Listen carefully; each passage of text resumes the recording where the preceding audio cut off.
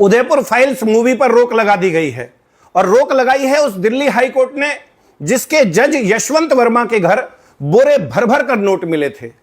नुपुर शर्मा की post share करने मात्र पर उदयपुर के कन्हैयालाल टेलर की हत्या करने वाले मोहम्मद गौश और मोहम्मद रियाज को ढेरों सबूत होने के बावजूद 3 साल में सजा मिलना तो दूर गवाहों की पेशी तक नहीं हुई है।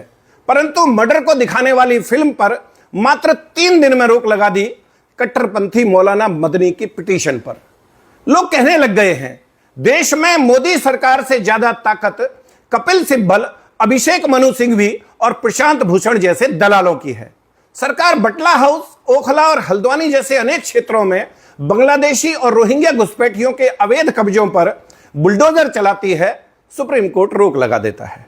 सरकार वक्फ संशोधन विधेयक पारित करती है, सुप्रीम कोर्ट इन दलालों के कहने पर कानून पर रोक लगा देता है। सरकार कांवड़ यात्रा के मार्ग में दुकानों पर पट्टिका लगाने को कहती है, सुप्रीम कोर्ट रोक लगा देता है। सरकार अपराधियों और कट्टरपंथियों के खिलाफ बुलडोजर एक्शन शुरू करती है, सुप्रीम कोर्ट रोक लगा देता है। फर्जी गांधी राहुल को 2 साल की सजा मिलती है, सांसदी चली जाती है, सुप्रीम कोर्ट रोक लगा देता है। गुजरात दंगों के नाम पर दुनिया भर से करोड़ों रुपए का गबन करके उस रकम को डकार जाने वाली तीस्ता सीतलवाड़ की गिरफ्तारी तय होती है। सुप्रीम कोर्ट सिब्बल के कहने पर आधी रात को रोक लगा देता है।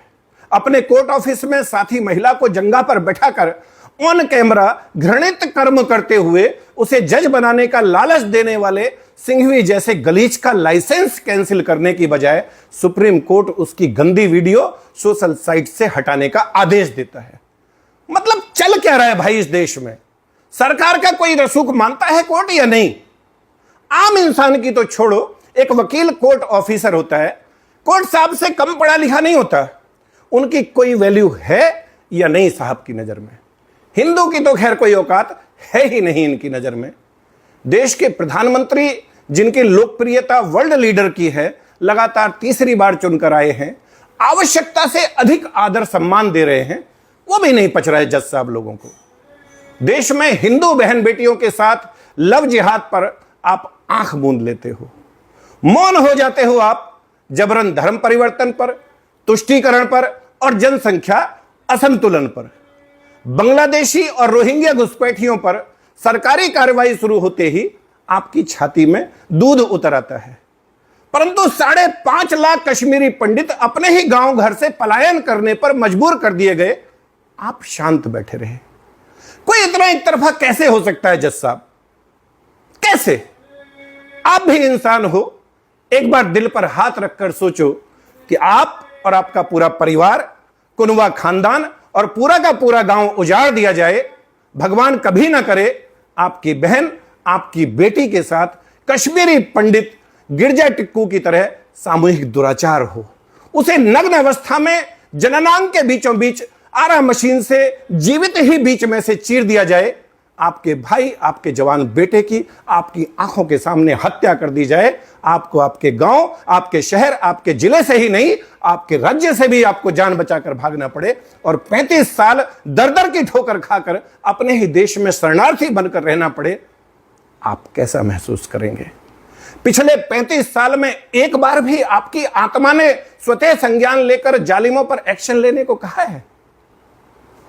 करोड़ों गरीब लाचार कैदी अपने ट्रायल की आस में जेल का नरक भोग रहे हैं, उनके परिवार और वकील अपनी जूतियां घिस रहे हैं।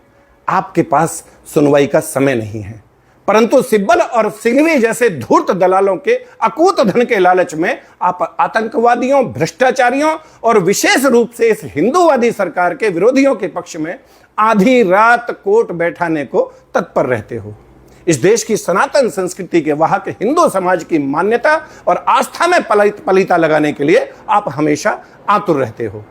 अफगानिस्तान, पाकिस्तान और बांग्लादेश सहित शरिया वाले देशों में जजों की हालत क्या है, इस पर भी कभी विचार करना जज साहब। खैर, मर्जी आपकी, पर हां, कंटेंट ऑफ कोर्ट किसी एक अनिल चौधरी पर लगाने से बात नहीं बनेगी। देश के बच्चे बच्चे की जुबान पर यह बात है, और अगर यकीन ना आए तो अपने किसी सगे वाले के बच्चों से पूछ लेना, वो बताएगा भारत की न्याय व्यवस्था कितनी सड़ चुकी है। वो बताएगा कि सब लोगों का मानना है कि भारत में अगर कोई विभाग सर्वाधिक भ्रष्ट है तो वो जुडिशरी है, और ये आपकी अवमानना नहीं, आपकी शाख बचाने की कोशिश है। अभी भी मौका है, बचा लीजिए अपना रसूख जज साहब। कॉलेजियम सिस्टम को कूड़ेदान में फेंक दीजिए। न्यायिक व्यवस्था में आमूलचूल परिवर्तन की आवश्यकता है। आप समझिए इस बात को, और फिर भी अगर लगे कि गंदगी को दूर करने की बजाय मुझ पर एक्शन लेना ज्यादा जरूरी है तो ठीक है। आखिर someone has to bell the cat. किसान का बेटा हूं, फौजी रहा हूं, शेष बचा भारत गजवाए हिंद की जद में ना आने पाए। जातिवाद से ऊपर उठकर तमाम हिंदू, सिख, जैन, बौद्ध एकजुट रहें। रोजाना 18 घंटे इस विषय पर काम करता हूं। कष्टों में रहने की आदत है, मर्जी आपकी। My number is 9310073539। Vande Mataram. Bharat माता की